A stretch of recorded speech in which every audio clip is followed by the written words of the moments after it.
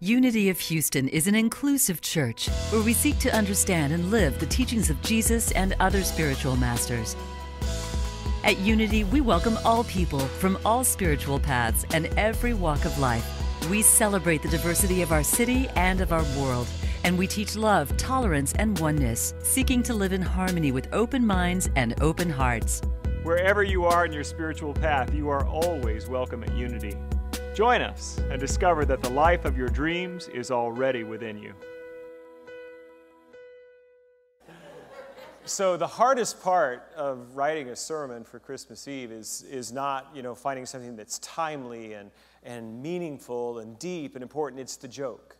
So I had worked really hard to find a perfect joke for yesterday's sermon, and I forgot to use it in the 11 o'clock service. So you're getting a leftover, but it's just too good to pass up. Those of you who are here for the 9 o'clock service, just quiet, okay?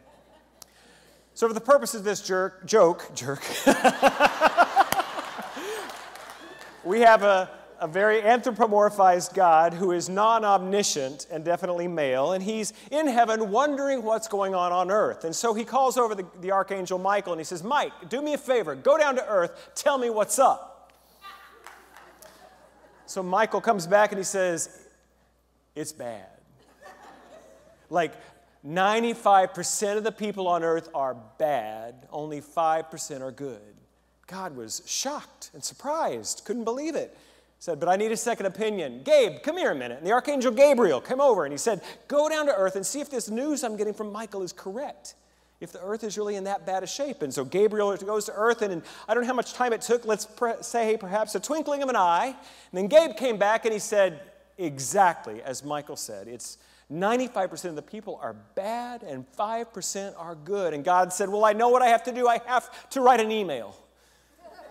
And so he wrote an email to the 5% to encourage them. And do you know what it said? You didn't get one?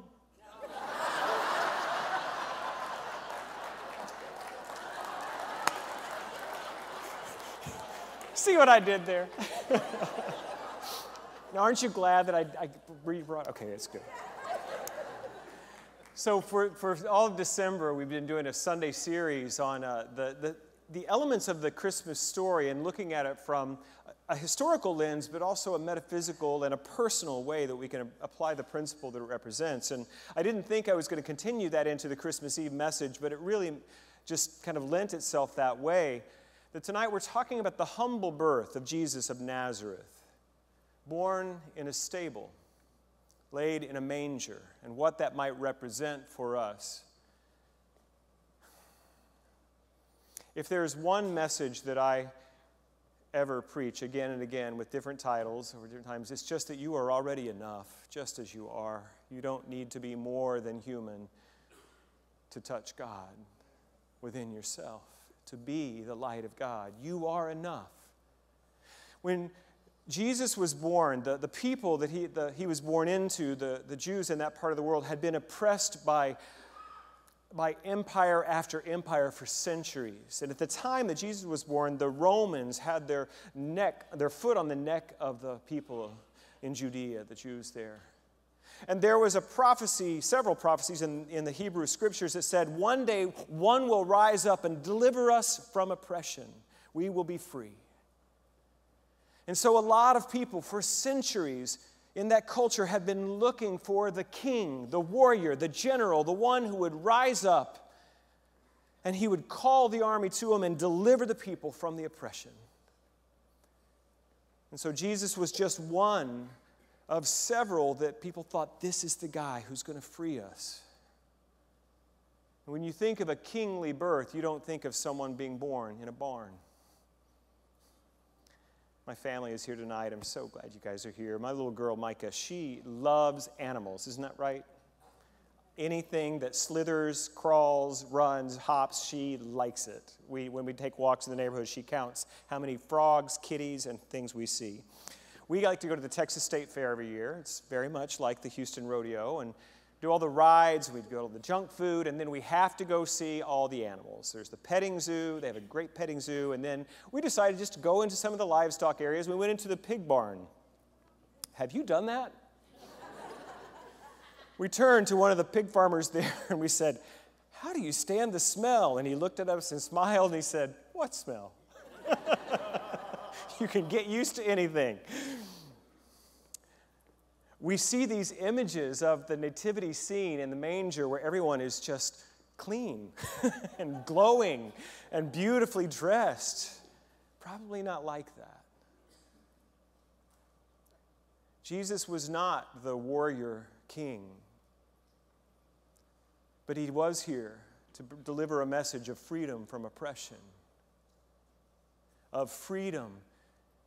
Not only freedom from that which oppresses us, but freedom to experience the life abundant. He said, "I've come that they might have life and have it more abundantly."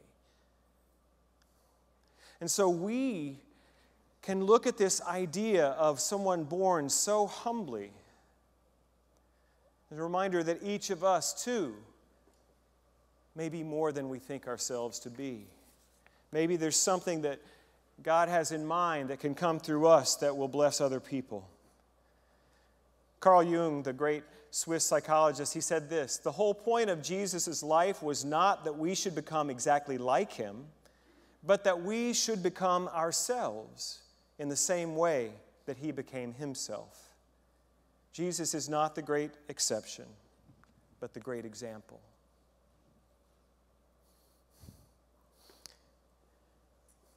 It's easier to imagine that we'll never measure up, because then we can just be in the pig barn. But what that quote is showing us is that there is something essential, necessary, beautiful, and perfect, and whole inside each of us. And if we can follow the Jesus path, maybe we can find it in ourselves and bring that freedom for ourselves and for others. I've had this this long struggle with this thing called humanity, with being imperfect. When I did my first fifth step in 12-step recovery, my sponsor told me that, one of your character defects, Michael, is that you are a perfectionist. I said, "That can't be right. I've never done anything perfectly my whole life." To which she just smiled and tapped her nose. Because, I used to believe that I had to get gooder to be good enough to be used by God. St. Paul, who I disagree with several times a day, also deeply ministers to my soul in some of his writings. And in 2 Corinthians, he talks about his thorn in the flesh. We don't know what it was, but something he struggled with his humanity. Something where he felt like he was never free of this thing that just made him so human. And so he asked God to remove it 3 times, it said. And somehow the voice of the divine spoke to him and said, "My grace is sufficient for thee. My strength is made perfect in weakness." I didn't like that message. I wanted to get perfect.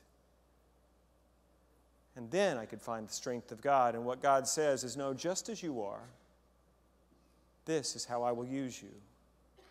This is how the light will be born in you. Just as you are." There are a lot of people that they don't stay sober in the 12 steps because they don't get struck perfect. That once we release the addiction, we think, well, now I'm going to be perfect, and we're not. And even if addiction isn't the path, there's a something in us that thinks that one day we're going to get it.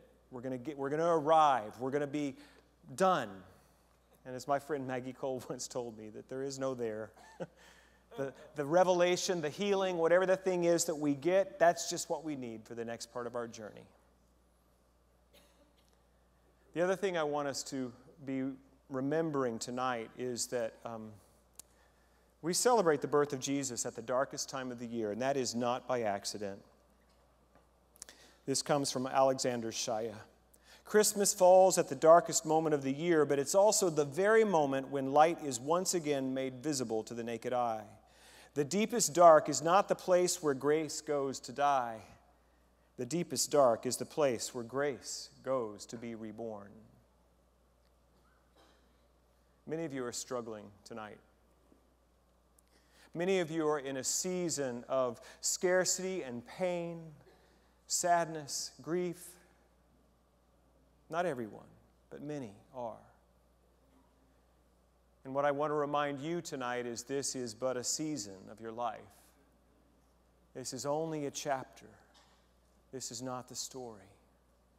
And what is being asked for from you is faith. And we think of faith as being, a platitude, an easy answer, a spiritual bypass, but it's not. Faith takes courage.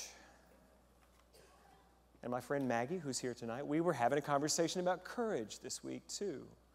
And she said something really interesting to me. She said, sometimes I think that something that looks courageous from the outside may not feel that way on the inside. And I was remembering that time 9 years ago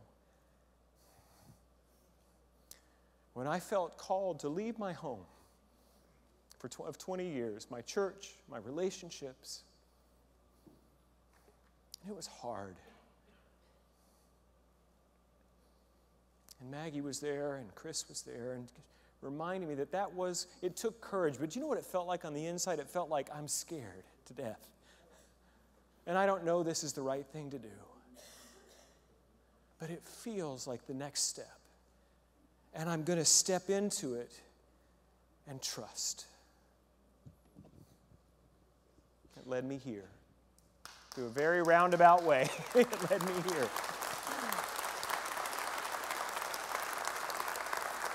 There is a quicker way to get from Dallas to Houston than going through Reno for 2 years, but like the children of Israel wandering in the desert for 40 years, I did it for 2. But here I am. And I still go through seasons of struggle and loss and grief and sadness and doubt and fear, all of that. Why? Because I'm human, just as you are. Ernest Holmes said that humanity is divinity realized. That we are here just as funky as we are in our pig barns and all the other interesting things we create. To just be who we are authentically. Trust it's going to be okay. Do the best we can do. Love. And this is the thing I want to say. If you're not struggling tonight, there's a call for you too. If you are struggling, the call is to faith and to courage. If you aren't struggling now, your call is to compassion. Because the seasons will turn for you as well. And while you're strong and fit and full, you can extend the hand to those who are hurting. The Dalai Lama, His Holiness the Dalai Lama, defines compassion as where love meets pain. I don't believe that the world is 95% bad. But I believe almost everyone we meet is carrying some pain. And if we can just meet it with an open heart, that is the light of Christ this Christmas. Something is happening in this community. I keep saying that. There's just something happening here where people are coming and they're doing their work. They're healing their past. They're stepping out in courage and conviction and trust, and we're cheering them on.